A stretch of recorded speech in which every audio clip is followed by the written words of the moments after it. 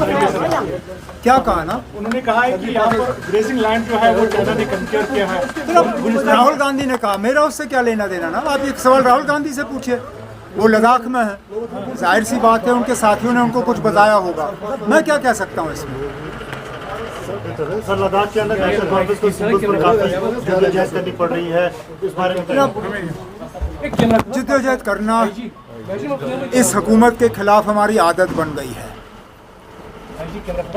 जाहिर सी बात है कि बीजेपी के दबाव में आके लद्दाख की एडमिनिस्ट्रेशन जो है वो बार बार अदालत के दरवाजे खटखटाने पे मजबूर हो रहे हैं। हमें अपना सिंबल चाहिए, हम अपने सिंबल पे इलेक्शन लड़ना चाहते हैं। लद्दाख की एडमिनिस्ट्रेशन को इससे एतराज़ क्यों? पहले भी हम हाई कोर्ट गए, वहाँ सिंगल जज बेंच ने हमारे हक में फैसला किया। उसके बाद 300 पेज का उन्होंने पिटिशन दाखिल करके डिवीज़न बेंच के सामने लिया, वहाँ पे भी हम अल्लाह के फजल से कामयाब हुए। अब सुनने में आया है कि एक SLP फाइल करने के लिए वो सुप्रीम कोर्ट तक पहुँच गए। आखिरकार ना हिल काउंसिल के इलेक्शन में नेशनल कॉन्फ्रेंस का सिंबल इतना बड़ा इशू बन गया कि उसको सुप्रीम कोर्ट लेना पड़ा।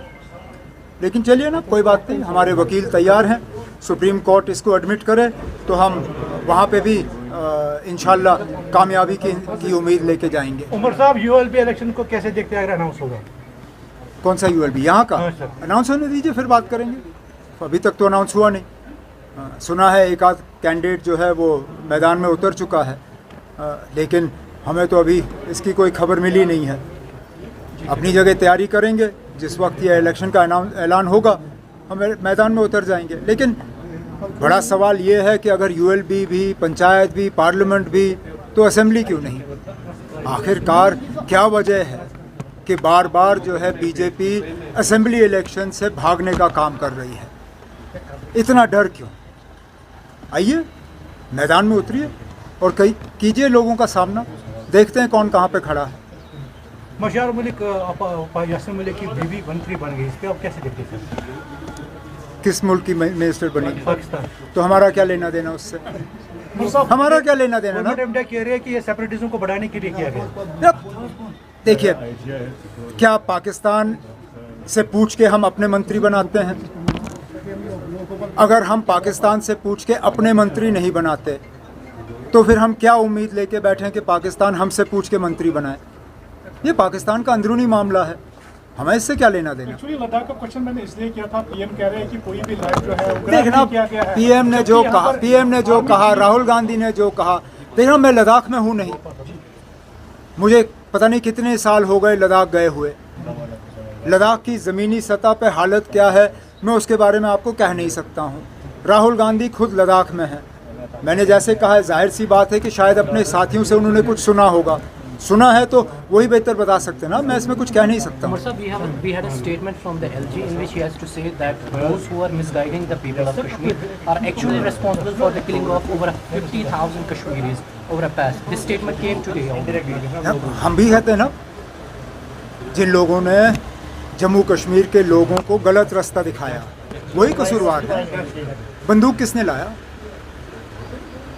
जहां आप खड़े हैं, जिस तंजीम के दफ्तर पे आप खड़े हैं, सबसे ज़्यादा कुर्बानियाँ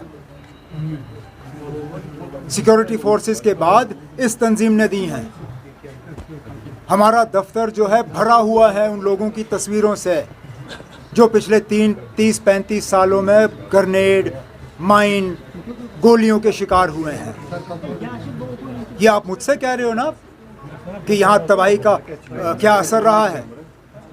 वो मेरे साथियों से पूछिए, मेरे फैमिली मेंबर से पूछिए, मेरे दोस्तों से पूछिए। हमें पता है ना, LG साहब तो कल के आए हुए हैं, कल के चले जाएंगे। हमें पता है इस बंदूक का कितना असर यहाँ के फैमिलीज़ पे पड़ा हुआ है।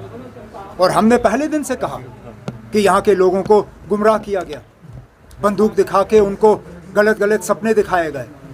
वो सपने वैसे के वैसे ही रहे, लेकिन यहाँ कब्रिस्तान भर गए, हमारी नदियाँ जो है वो खून से भर गई। LG साहब ने कोई ऐसी बात नहीं की जो हम पहले से नहीं कहते आए हैं। हमने भी पहले ही से ये कहा कि बंदूक उठाना जो है वो जम्मू कश्मीर के फ़ायदे की बात नहीं है।